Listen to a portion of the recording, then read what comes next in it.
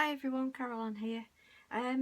Just doing a little video today of how I use my cut and boss die cutting machine. I'm not even sure you can buy these anymore, but sometimes you can buy them second hand and they're still good. People buy them and then don't use them, so you can pick up a bargain. First of all, you switch on your machine with the button at the bottom here. A little blue light comes on and that means it's on. When you get your cut and boss, you should get an instruction booklet that tells you what to use with different dies, embossing folders, that sort of thing. I'm just going to do a quick demonstration of what I use for my intricate dies, and most dies I'll go through with this combination. You do get your plates, and you've got a D plate, you've got a B plate, and you have two A plates. I keep one for the top that's the clear one, and I try my very best not to put my die the wrong way up, because when you do, it can mark it, and that in itself will mark your cardstock. When it's this way up, you'll get marks on your cardstock. So I do try to keep that clear. Okay, I have the original one I used when I got of the A plate, and as you can see, it's really marked and very slightly bowed. But with the cut and boss, I mean, I've had this almost 2 years now, and that's the worst it's ever been as far as bowing is concerned, unlike some other machines which do bow the plates rapidly. But this has been very good, and I can reuse this. You can put them through even when they're slightly bowed. You can put them through and you can still use them. I went online and I bought some two extra plates.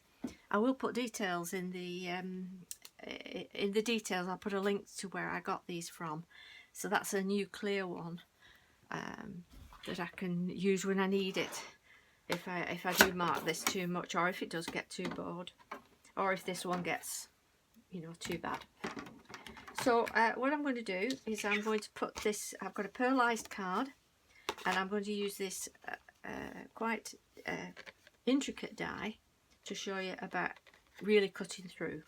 It will take any other dies through, like nesting dies, through really easily, and you've no problem with this combination. So I've got my D, my B, my bottom A, and then my cardstock, and then the cutting side of your die must go downwards, so that you're marking this one at the bottom and not your nice clear top one. Now I'm going to put that through, and I'm going to show you how that is once it's through. It soon grabs it, you don't have to push it, it's nice and easy. And it saves all that winding with hand machines.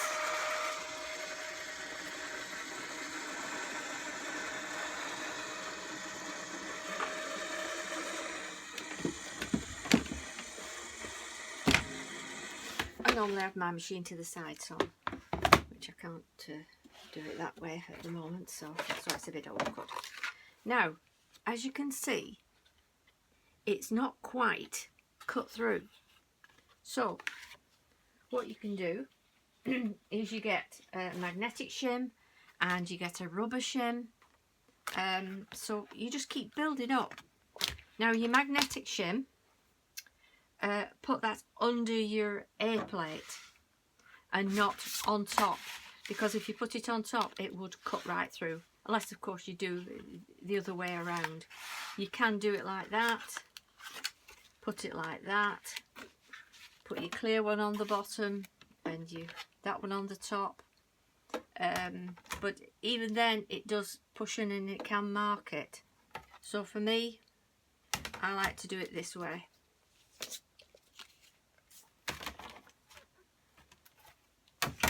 So that's your magnetic shim. So that's going under my A plate. Get these all lined up, because if there's a bit stuck out, it will bend it. So that's going to go through now with the D, the B, the A, the magnetic shim, the A, and then your cardstock, the die, and then the top A.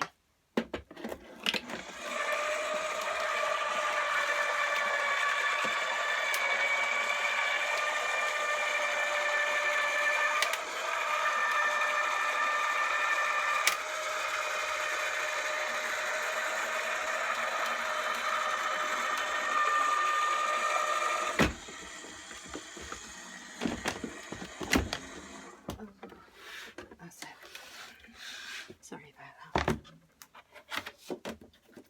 Now, that isn't too bad, but even little bits and I can think, nah, I'm still going to struggle with that with my poker tool to get that out. So pop that down and I pop a piece of cardstock over the top. It can just be a bit of old cardstock, it doesn't have to be full size, it can just be a little bit to cover your die, but for this I'll just show you it with this.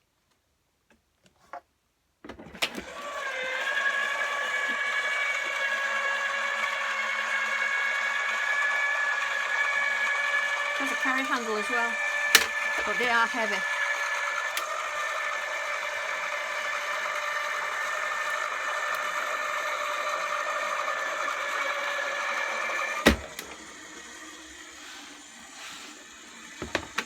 Okay, and as you can see, that's cut through quite well. That's really well. Now I'm just going to leave that in for now, because I'm going to show you what happens if you overload your machine with your layers. I'm going to put a foam piece in, pop that back down, and when your machine starts to push it back, just let it come out. Don't try and force it through, because it just means the machine cannot take it.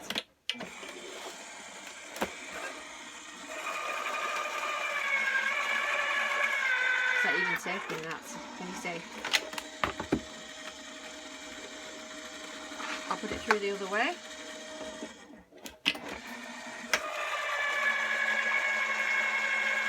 Nope, still not taking it.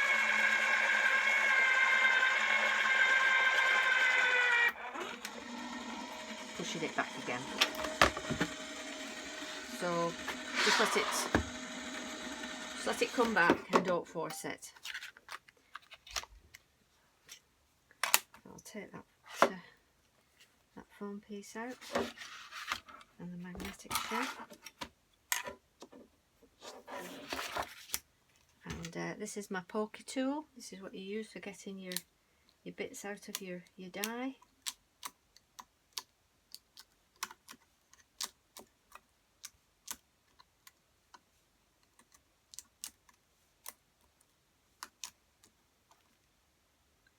And take it off your die.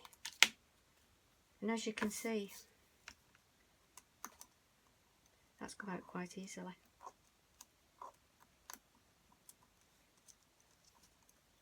Some parts of it. If you find you've got bits that won't come out easily, you can just pop that back in your die, like that.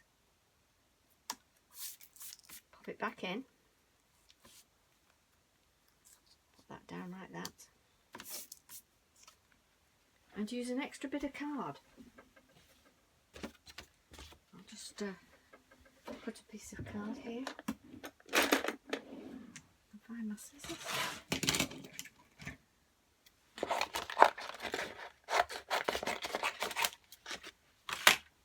Just an extra, sometimes an extra piece of thin card on top is all it needs. The magnetic one back in, because it seemed to need that. So it's all trial and error when you've got a delicate die. Like I say, with the ordinary dies, you're fine. It'll go straight through and cut straight away. I'll show you one. When I've done this one, I'll show it you.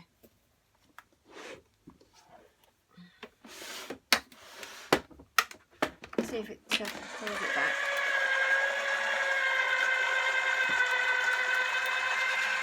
See, that's taking it through. with just that little bit of extra card on rather than the full shim.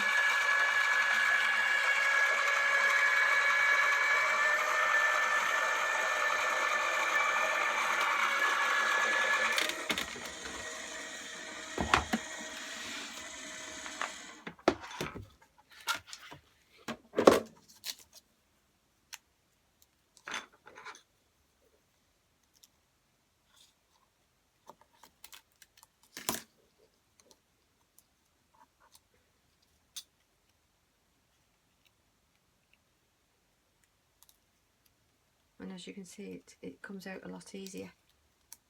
So just keep adding a little bit of card until it's easy to do.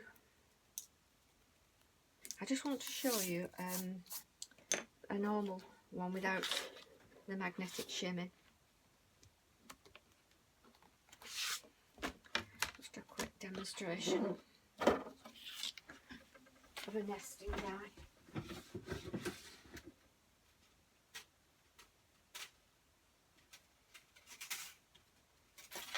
Okay, this is a normal nesting die if you want to, if you need a base for doing your artwork for your card and you want to do a background. So that's on there. So that's your D, your B, your bottom A, knife side down, and then your top A.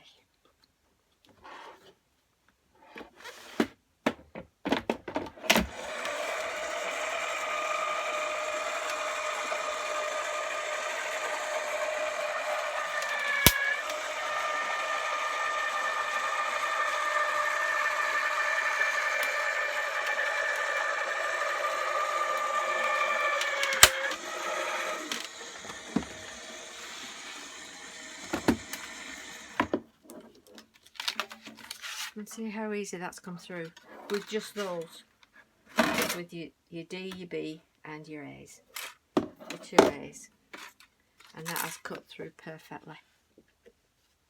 Hope that's been of some help to you. Do refer to your instruction leaflet when you get it about embossing folders. I think with embossing folders, again, I take out my plastic one, and quite often I'll just put my embossing folder on here, depending on how thick it is, and put an A on top and put it through. And in fact, we'll have a go at that now.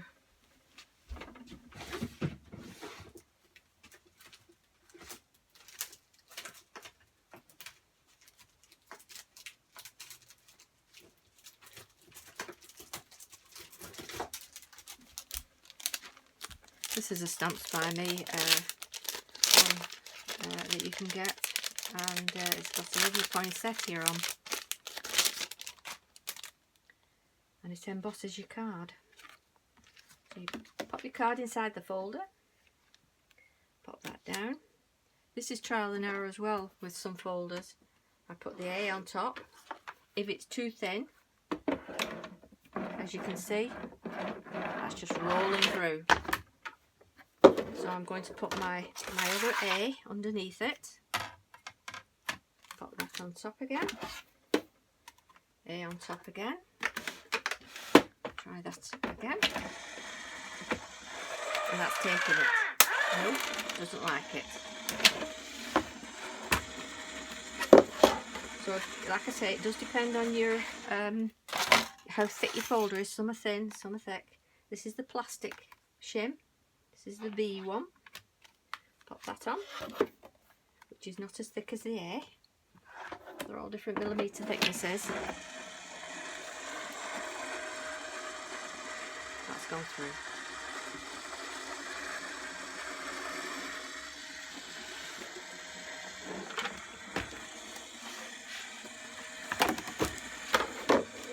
When you open it, if it hasn't embossed it well enough, which I don't think that one has, it's just not quite embossed it well enough, pop your rubber shim underneath. Again, you're layering up, just like when you do your dies. Layer up until you've got it exactly where you want it, for thickness wise. It'll spit it out if it doesn't like it.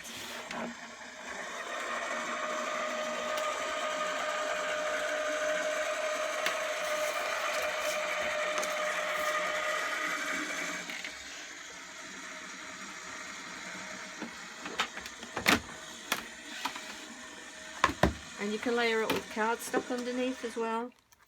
But if you can see, that's embossed that beautifully.